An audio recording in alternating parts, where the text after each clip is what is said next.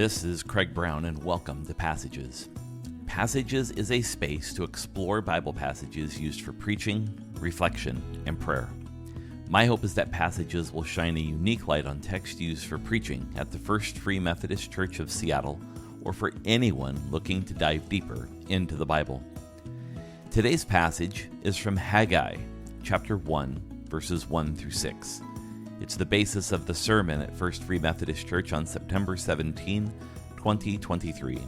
It's part of our series called Vitality, Rest, Renew, Reset, as we live into a life of renewal.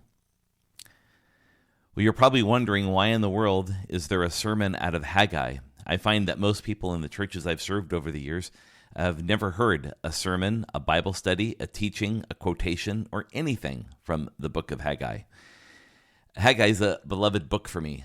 Spent a tremendous amount of time when I was working on my undergraduate degree in biblical studies and theology in the book of Haggai. And I always find this story very intriguing. And so as part of this series, I thought it would be good to take a look at some of these books in the Bible that we rarely spend any time with. As a matter of fact, this entire 4-week series called Vitality, Rest, Renew are all from some of those books, often wrongly called the minor prophets, to help us understand better how we might live as a vital people. So let's hear the reading from Haggai chapter 1, beginning at verse 1. And this is the 2020 revision of the New American Standard Bible that I'm reading from. In the second year of Darius the king, on the first day of the 6th month, the word of the Lord came by the prophet Haggai to Zerubbabel, the son of Shealtiel, governor of Judah, and to Joshua, the son of Jehozadak, the high priest, saying, "This is what the Lord of the armies says. This people says, the time is not come, the time for the house of the Lord to be rebuilt." Then the word of the Lord came by Haggai the prophet, saying, "Is it time for you yourselves to live in paneled houses, while this house remains desolate? Now then, the Lord of armies says this: Consider your ways. You have sown much, only to harvest little. You eat, but there is not enough to be satisfied. You drink, but there is not enough to become drunk. You put on clothing, but there is not enough for anyone to get warm. And those who earn wages to put in a money bag full of holes." Well, we need to start by looking at the prophet Haggai by taking some time to look carefully at his context. Haggai is what's called by many of us in the English-speaking world one of the minor prophets. Now, the notion of a minor prophet and a major prophet is a strictly Christian designation. For the Jewish community, and as part of Jewish scripture, these are just prophets. And so the first thing I'd suggest to us that we might want to consider is that using the word minor when it comes to some of these prophets is something that perhaps we might just best leave behind. Haggai chapter 1 opens with a very clear statement of the timing of this story. It's in the second year of Darius the king, the first day of the 6th month. We know the date, August 29, 520 BCE. That rarely happens in the Bible, where we actually know the exact date and that something happens. And this is one of those texts that tells us the exact date. Now, Darius was king of Persia, the Persian Empire. And there were several different kings of the Persian Empire named Darius, in much the same way if you think of the English monarchy today, there are many of the monarchs who bear the same name, or popes, for example, in the Roman Catholic Church that bear the same names. In this case, it's Darius the First. Hystaspes is how you say the entire name. And Darius the First is the son of Cambyses, who is the son of Cyrus. Now, Cyrus is an important figure. I'll get to that in just a second. But Haggai is what's called one of the post-exilic prophets. And what we mean by that is that the people of Judah were carried away in a Babylonian exile. The Babylonians came in 3 different waves and conquered the ancient community of Judah and its capital, Jerusalem, beginning in 605 BCE, then 597, and then finally in 586. Now, it didn't take too much time for this Babylonian Empire, which is actually called the Neo-Babylonian Empire, to fall, just 67 years later. And when the Neo-Babylonian Empire fell, the Persian Empire took its place. And when the Persian Empire came to power, the king of Persia at that time was Cyrus, the grandfather of Darius, who is the king of Persia when Haggai is written, allowed the Jewish exiles who had been taken away from their land in Palestine to return to it. So Haggai's word from the Lord that he's going to bring forth at this moment in time is after the exiles have returned. And keep in mind, not many of them did return. Many of them stayed in Babylon, what was then Persia. But those who did come back had been in the land for some amount of time. The word of the Lord comes to two people. It's addressed to two people. So Haggai is the prophet, and the message is addressed to Zerubbabel and Joshua. Zerubbabel, who is the governor over the vassal state of Judah, now part of the Persian Empire, and Joshua, who is the high priest. In the case of both of these individuals, Zerubbabel and Joshua, their respective grandfathers or great uncles were part of the ruling class of Judah before the exile. Many scholars believe that Zerubbabel has a claim to the Davidic throne, and that Joshua has linkage to the high priest before the temple was destroyed by the Babylonians in 586. Now, both of these people are perhaps the intended audience for all two chapters of the book of Haggai.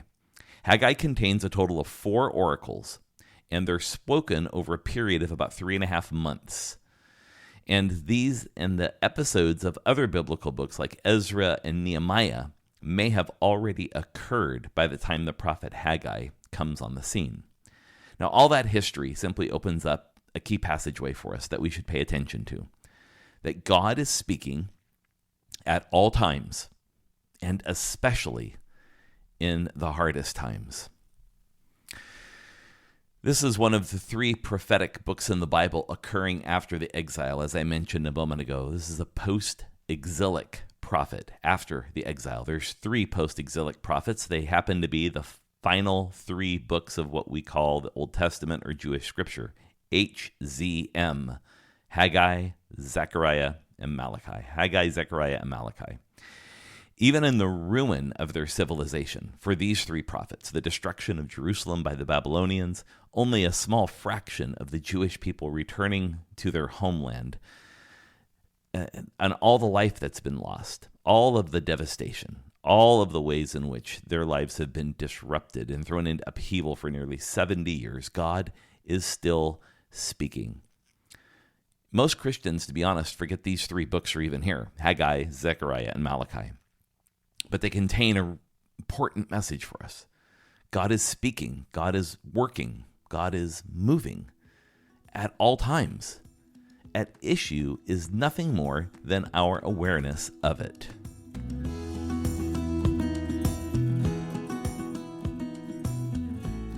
Now, verse 2 turns to a question of timing. Verse 2 says, "This is what the Lord of the armies said," or says. It's a strange title, and it's a title for God, the Lord of the armies, that's used often in the book of Haggai. It evokes the supremacy and the sovereignty of God, that God is the commander or controller. So if you were to envision what this text is trying to conjure to us in terms of the image of God we see here, it's this sovereignty or this greatness of God. And what's interesting in that verse is that that God begins speaking through Haggai the prophet. And the very first thing that God says is this: "This people says, the time has not come for the time of the house of the Lord to be rebuilt." This people says. This is an important construction for the message of Haggai. The first word that God speaks here is this people, not my people, this people. It's the word "this" in English, we call it the near demonstrative. And what's important to notice is that there's a distance here, a distance between God and the people. It's not my people, it's this people, the people over here, the people that are not fully mine, these people. And then we learn early on that all is not right with these people in their current state. So there's this intimacy with God that has been lost. And Haggai really uses this disruptive language as God speaks. This people says, the time has not come, the time for the house of the Lord to be rebuilt. So this time has not yet come. It's not a matter of if the house of the Lord will be rebuilt, but when. Well, what house are we talking about here? We're talking about the Jewish temple, the place where the Jewish people would gather in Jerusalem for worship together. There was a first temple built by Solomon that was destroyed by the Babylonians in 586.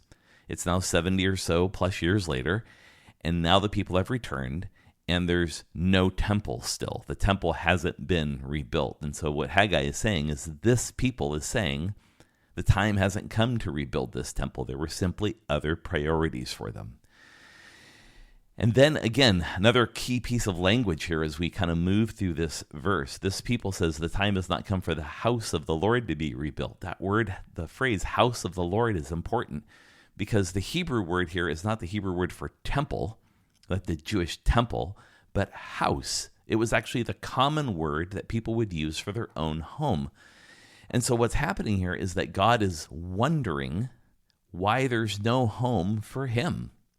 How have the people prioritized their own God?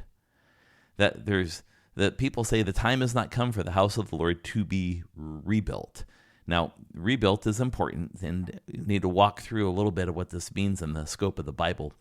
The first kind of structure that was ever built that was designed to carry out Jewish worship according to the law of Moses was a tabernacle, and Moses was given the instructions for this tabernacle. This tabernacle was a tent, and it was the place where divine worship was carried out by the Jewish priest. And that tent or tabernacle existed from the time of Moses all the way up until Solomon had built the first temple. Now, the temple itself was built in Jerusalem by Solomon. It was planned by King David. David drew up all the drawings, but Solomon, his son, was the one who built it. The temple, just imagine it as almost similar in structure, and then the rooms were the same, the furnishings were the same, but the building itself was bigger, it was larger. Now that building was destroyed by the Babylonians, by King Nebuchadnezzar in 586. And so Jerusalem has no temple. And so the question in verse 2 is a question of timing that God is asking the people. How is it that the time hasn't come for me to have a home in my own land? It's another key passageway for us in this text that God seeks to be present with this people. You know, the lack of a temple is indicative of several things. One is that there's this desire on God's part to be close to his people. And this lack of a temple kind of indicates that the people, they don't really care about being that close with God because the temple's not there. So the message is clear. The people have said now is not the time. So then God is basically asking in verse 2, rhetorically, when will it be time? Everyone has a house, just not God. And it's not so much that God needs a house. God seeks to be present with the people. And their commitment to building or rebuilding the temple signifies their own desire for that closeness. And we must remember this, that God seeks to be present with us.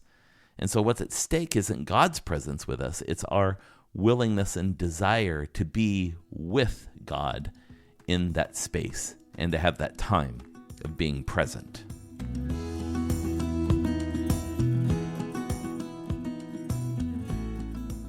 We turn now to verses 3 and 4 of this passage in Haggai 1, and we hear clearly it's a matter of priorities. It says that the word of the Lord came by Haggai the prophet again in verse 4. And here's the rhetorical question. It's actually not that rhetorical, to be honest. God says, is it time for you yourselves to live in your paneled houses while this house remains desolate? There's a bit of a mixed message here. This idea of paneling. The God is saying, is it time for you to live in your paneled houses while this house remains desolate? Well, what's a paneled house? The word there for paneling in Hebrew literally means covering or being covered. Paneling can be considered expensive paneling for one's walls. It could also be the word for roof, walls, who knows what.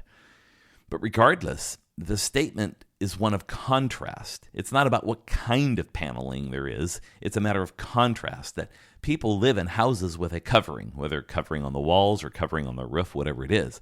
But God's house doesn't have any of those things. And that's the latter part of the question in verse 4. While this house remains desolate.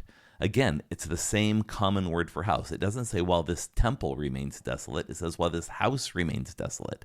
There's a sense in which God wants to be with the people, but there's no house for God to be in to be with them. Now, when the people returned from exile, we know that they set about a reconstruction. We can read the books of Ezra and Nehemiah that tell us about what happened when the exiles returned from Persia and the things that they began to do. Now, Haggai's ministry comes almost 2 decades after that time. 2 decades after Ezra had returned and began rebuilding. As you know, Ezra was a scribe and dedicated to helping the people reacquire some sense of their knowledge of the law. Nehemiah came later, who was dedicated to the rebuilding of the walls around the city of Jerusalem. Those 2 books tell us a lot of the history that happened in this episode. But during that time, apparently, people built homes, with some of them being quite extravagant. And during that same time, work halted on the Jewish temple. Now, we know from Ezra that the economy was very difficult for the Jewish people when they returned. They had a very, very difficult time making a living when they returned, and I'll talk more about that in a minute. But there's a key passageway for us here, that priorities are revealed in behaviors, not speech.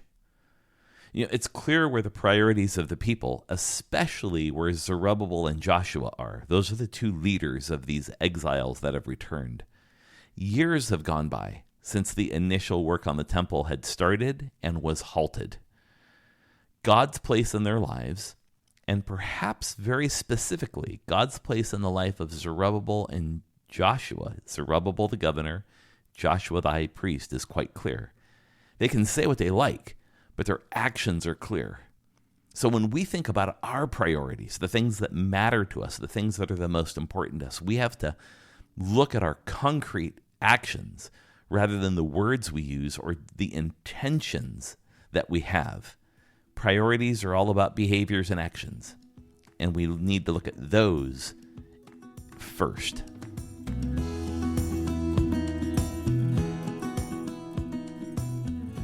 Finally, we turn to verses 5 and 6. Now, God points to the results of their priorities in this oracle that is delivered to Haggai, and uses an important phrase here in the very end of verse 5. It says, "Now then, the Lord of the army says, consider your ways." It literally says in Hebrew, put your heart to the paths you have walked. It's a remarkable statement that we see here. A remarkable statement what God asks the people to do is to reflect on the fruitfulness of their actions. In other words, their priorities that they've set for they themselves to have paneled houses, but for God's house to lie desolate. There are ramifications or consequences of that. So God is saying, consider how you've fared. Look at how things have gone. Put your heart to the paths you've walked. Look carefully at what's happened. And then there's a 5-fold standard that's put before them. It's that you've sown much, but you harvest little. You eat, but it's not enough to be satisfied. You drink, it's not enough to become drunk. You're clothed, but you don't have enough clothing to stay warm. You earn, but you have a purse with holes in it almost.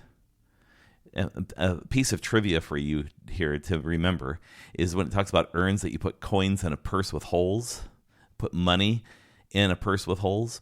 This is the first mention of coinage or currency in the entire Bible in Haggai chapter 1. It's never mentioned before this. All systems of economic life were as a result of barter or trading.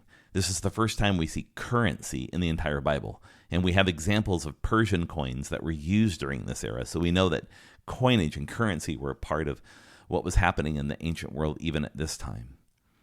Now, this entire kind of accounting of how things have gone for the Jewish people since they've returned is important. Of course, we read in Ezra and Nehemiah some of the many obstacles and the economic obstacles the Jews faced when they returned. When they returned to the city of Jerusalem after their exile, they had found out that Israelites from the north, who had somehow survived being conquered by the Assyrian Empire almost 200 years earlier, those Israelites from Samaria had moved in to the city of Jerusalem and taken it over. So when the Jews came back, they found that their entire region had been settled by Israelites from Samaria. And these Israelites were resistant to the Judeans rebuilding their temple. They were resistant to every effort the exiles made to reestablish their life. If you're wondering, this is the beginning of the hatred and the enmity between the Jews and the Samaritans, that the Samaritans opposed the Jews when they came back from their exile. Ezra and Nehemiah tell us all these stories to help us understand this. But the theology of what we read in Haggai is important. It's deeply covenantal. And what that means is it's grounded in the covenant language that we find in the book of Deuteronomy. In this covenant that God makes with the people, God basically says, if you do this, this will happen. In other words, the commandments he's giving them. If you keep them, this is the promise that will happen. And he says to them, if you don't do this, then this other thing will happen. Well, it appears the other thing has happened. They sow much, they harvest little. They eat, but they're not satisfied. They drink, but they don't become drunk. They have clothing, but not enough to be warm. They earn money, but they put it in a purse with holes in it. It's less about the cursing that happens to them, but it's really more about the natural consequences of their actions. And those natural consequences of those actions are actions exemplified in their leaders, Zerubbabel and Joshua. And in some ways, what this book might be inviting us to think about is this income and wealth divide between Zerubbabel and Joshua and the rest of the people. Apparently, Zerubbabel and Joshua don't have trouble eating enough, drinking enough, having enough clothes, but the people do. And so to mix metaphors here just a little bit, this is somewhat like Zerubbabel and Joshua might be saying to the people, let them eat cake, in a reference to Marie Antoinette. It's the people that are starving. They're starving not only economically, but they're starving for vision and priorities, and they're just getting by. And their financial state mirrors their spiritual state. They look the same. They're in a wasteland while this temple lies desolate. And that's the final key passageway for us here, that we have to carefully examine life and practices regularly. I once had a therapist who often said to me, the body never lies. And it was a way of acknowledging the fact that sometimes in our physical body, the things that are wrong in our body, the things that we're struggling with, the body's always telling us the truth about things. It's helping us understand what may or may not be working well in other parts of our lives. And so consider your ways are the words of God in Haggai, is sound advice for today. In this age we live in of inflation, in debt, uncertainty, and the incivility of this time, perhaps we need to consider our ways. We need to look at our concrete acts of devotion, worship, generosity, and wonder. And ask ourselves the same question. Does God have the place in our lives we think he should? Or perhaps better, does God have the place in our lives that God wants to have? If you have comments or reflections, I invite you to visit my website, revcraig.com. When you visit the site, you'll see the word news in the upper right-hand corner. Click on news. You'll see a drop-down menu to the word podcast, and then you can click on this week's episode and leave a comment. I'd also welcome you to visit our church's website, ffmc.org, to learn more about Free Methodism and how you can connect with our community. For now, I bid you all grace. Thanks for listening, and we'll see you next time.